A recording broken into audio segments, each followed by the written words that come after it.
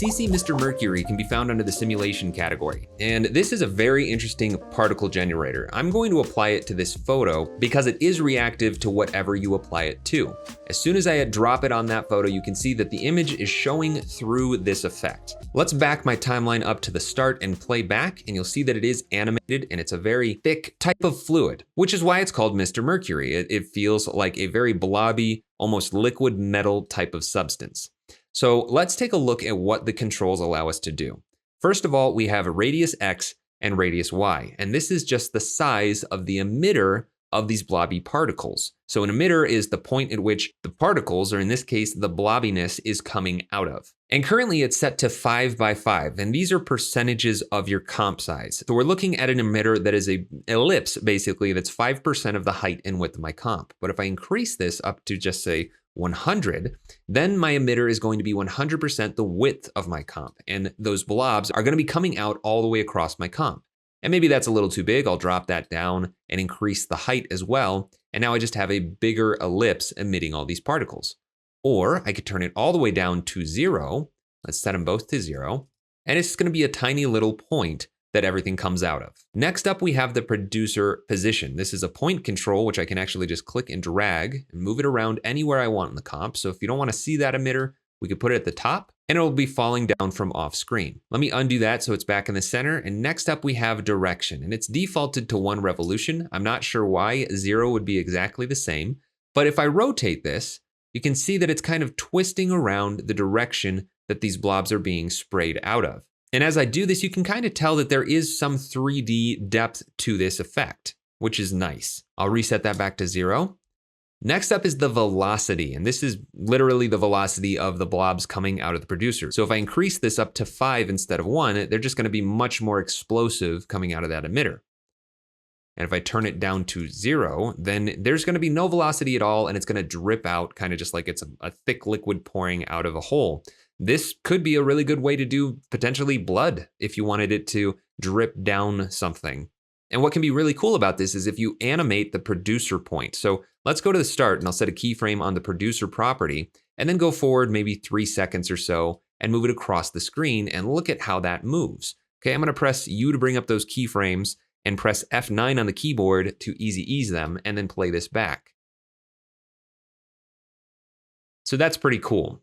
The reason this is happening is because it's emitting these particles or these blobs at a consistent rate. And depending on where your producer is, it's going to shape the way that these blobs are actually coming out. They're reacting to gravity and falling to the ground in a pretty natural way. I'm going to undo back to before I keyframe those properties and turn the velocity back up to its default. So right click and say reset. And the next option is the birth rate. And this is how many particles are coming out, what rate those particles are coming out. So if I turned this up again to say 2, it'll have twice as many particles coming out of that emitter. Or if I turn it down to just 0.2, then we're going to have far fewer blobs. And keep in mind that any property that has a stopwatch next to it can be keyframed. So you can increase or decrease this birth rate at any point to basically control the drip rate of this effect. I'll undo back to where that default setting was. Next up is the longevity, and this is how long the blobs are on screen for. So if I turn this way down, then those blobs are not going to last very long before they blob out. That's what this effect calls the exit, is the blob out. So watch this one right here dripping down. It just kind of scales out. But the longer I have longevity set, the longer they'll be visible, the longer they'll last. So if I really crank that up, then they're going to get all the way to the bottom of the screen before they blob out. But they're also much smaller, and that's because there's also a blob in time. So increasing the longevity not only increases how long it takes for them to disappear, but also how long it takes them to appear. Let me set that back down to its default.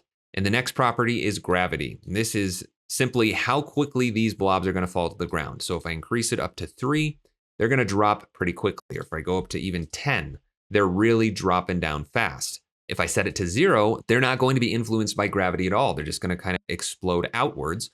But you can also turn this to a negative number. So if I brought this point control down for the producer and decrease the gravity into a negative number, they're going to flow upwards instead of downwards. I'll reset that property. And then the next option is resistance. So if I bring my producer back up and increase the resistance, you'll see that everything kind of gets scaled back to where that producer is. And what's happening is those blobs are kind of getting stuck. They're not quite so liquid anymore. It feels like a much thicker liquid, and it's all kind of sticking together. So maybe that is a little bit too strong of a resistance, but this feels a lot more like paint to me now, like being poured out of a can and dripping down a wall. It's kind of sticking together and not dropping so much. Next up is the extra property, but this actually does not apply to the explosive animation type. So let me just reset this down to its defaults and move the producer back up. And we're going to take a look at the animation types first. We've already seen explosive, which kind of just goes out in any direction. We actually have a lot of different types of animation to choose from. The next option is fractal explosive, and this is just using a different algorithm for determining how this explosive animation is being produced. The next option is twirl, and if I play this back, you'll see how it's kind of spinning around almost like a vortex. So playing around with things like the gravity, if I turn that down, maybe turn the velocity up and then the resistance up as well, we're going to get something that just kind of twirls around the center point of that producer. And the higher you crank that velocity, the more it's going to go outwards. So you're going to want to find a balance between the resistance and that velocity to get what you're after. Let me reset that effect again and go to the next option, which is twirly. And this is a little bit confusing since twirl was what we just looked at. But I'll play this back, and again, you'll see what that does. So actually, let me undo back to where we were with no gravity. This is twirl. And this is twirly. So just a slightly different animation type. Next up is vortex, which is again another way of spinning particles around, but this actually looks a little bit more like a tornado. Let me turn the resistance down to 0, the velocity down to 1, and then move my producer point downwards and take a look at what that does. So it's interesting because it's actually moving upwards instead of downwards. And my gravity is currently set to 0, but if I reset that back to 1, then this really spreads out into something that looks a lot more like a vortex. So if I play around with these settings again, maybe turning down that gravity a little bit and turning up the velocity, then we can get something that is a little bit more shaped like a tornado. And this animation type actually handles the direction a little bit differently. If I increase this, it looks like it's rotating the vortex around. But what's actually happening is it's using the direction value as a speed control. So if I turn this all the way down to 0, remember it was defaulted to just 1 revolution, and then play this back, then we're not really getting any kind of spinning around or twirling around. But if I increase this direction up to say 5,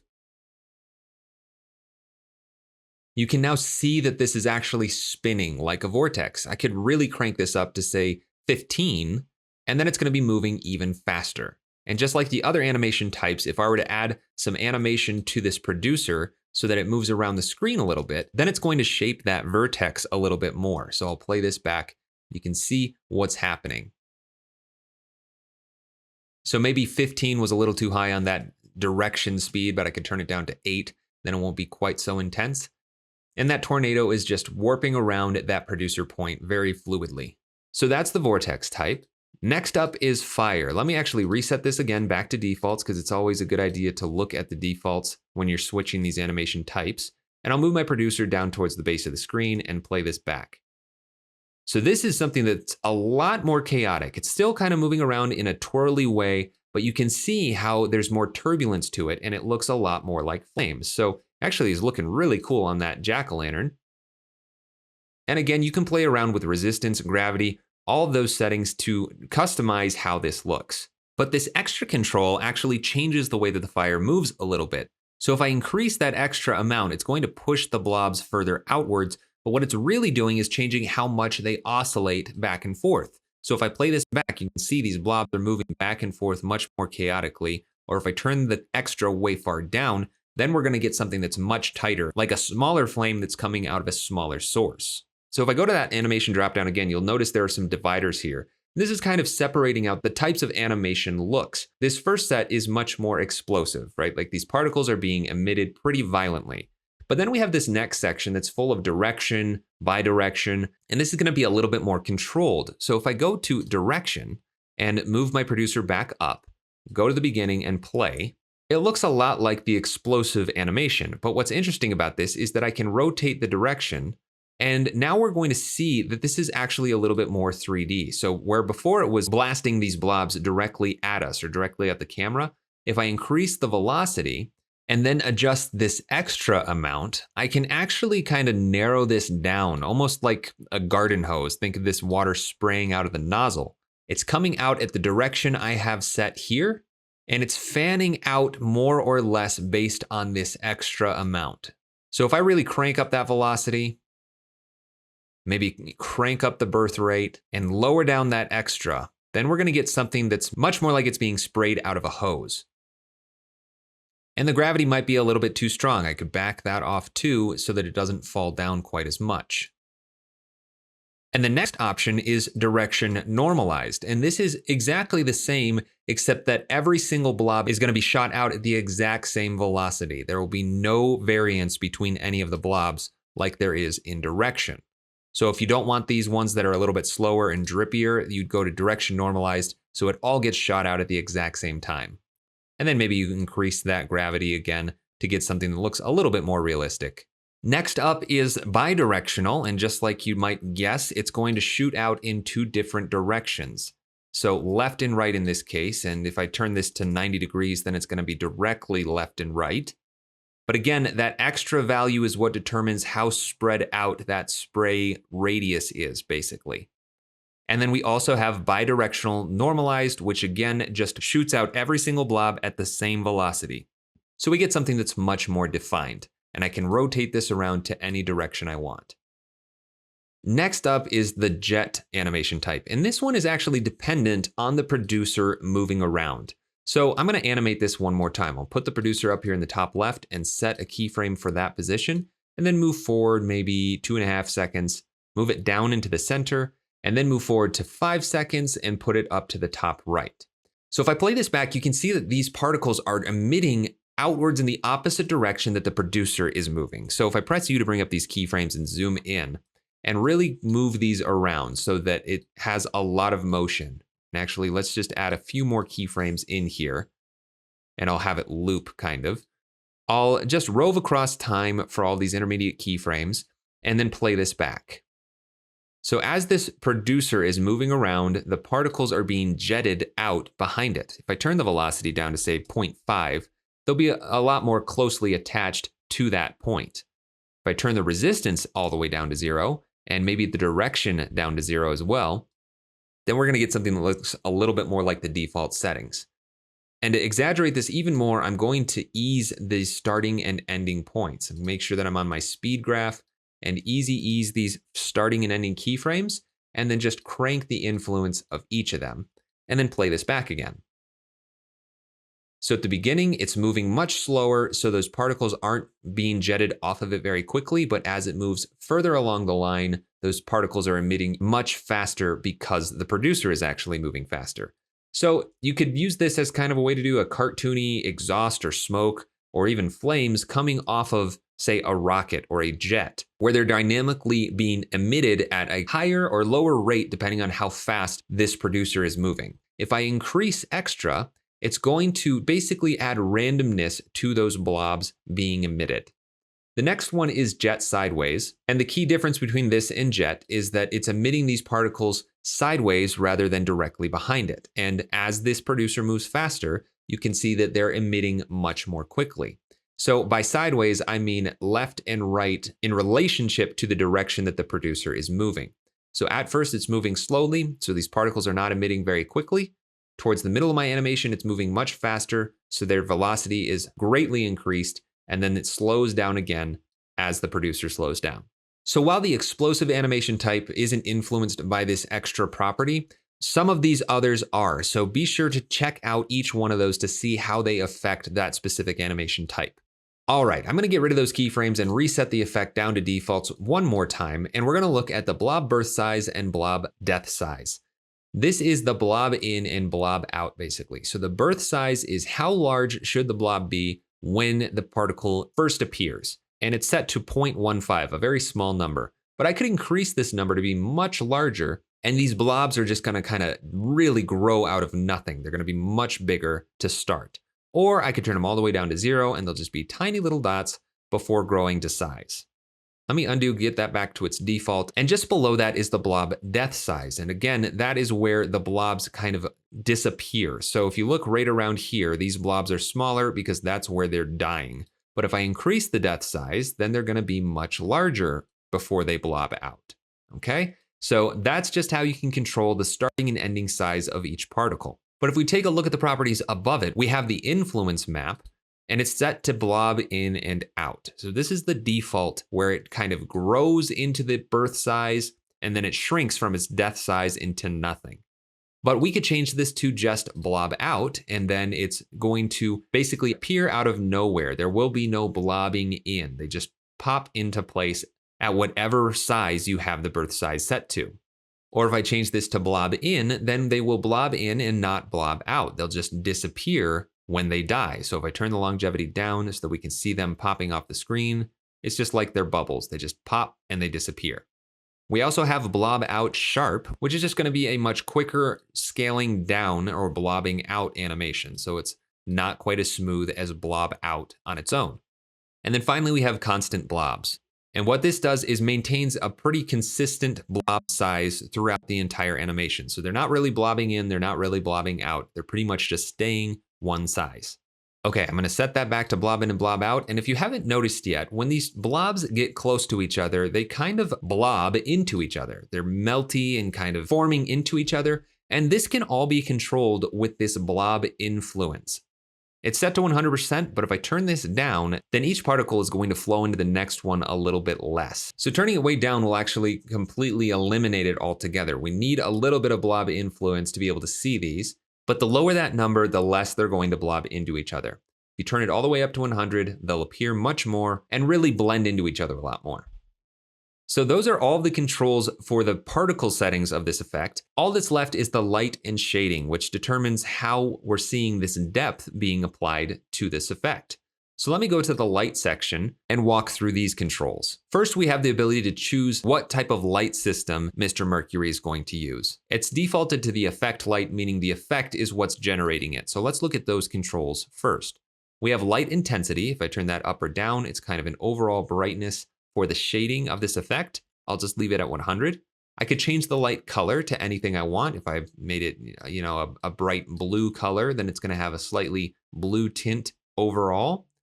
I can change the light type. It's currently set to distant light, which you can kind of think of like a sun that's very far away. And the light height is going to determine how far up above or directly on top of this effect it actually is. But this is in combination with the light direction. So if I set this to 90 degrees and I turned the light height down, you can see that my light is shifting over to the right side. So turning that light height way down low, we're gonna get highlights on the right side because that's the direction that my light is set to.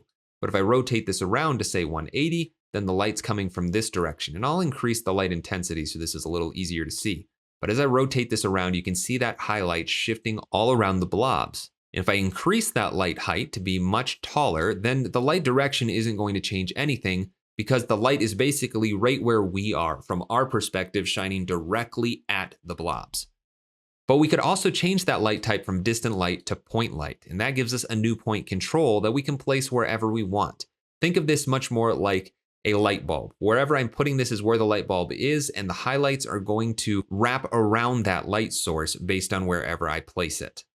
Again, I can change the light height, so if I turn it down, then it's kind of like I'm pointing a flashlight rather than just having this omnidirectional light bulb. So you can really dial that in. But let's go back up to Effect Light and change this to AE lights. This means we can use After Effects 3D lights to actually light these blobs. So I'll go up to Layer, New, Light, and I'll make it a point light and set the intensity to 100.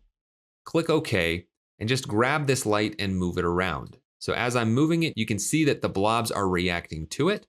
If I pull it back a little bit, we're gonna see more of that light. And if I add another light, go up to Layer, New, Light, and make an ambient light that's say 35% brightness, click OK. That's gonna fill in a lot of those dark areas. And I can increase that value to whatever I want, but it's going to be on top of this light that we've already added. So that's the light section of Mr. Mercury. Next up is the shading. And this is where we can control all of the reflective properties of this material, of the blobs themselves. So I'm actually gonna change the light type back to Effect Light for now. And we're gonna adjust the ambient. So this is just the ambience of the actual blob property. Next up is diffuse, so we can combine that with the ambient. Maybe I turn the ambient down a little bit and increase diffuse a little bit more. We have specular, which is going to determine how bright those highlights are. We have roughness, which affects the shape of that specular. Metal, which also manipulates how those reflections are being displayed. And then the material opacity. If I turn this down, then it's gonna kind of be more of a semi-translucent blob.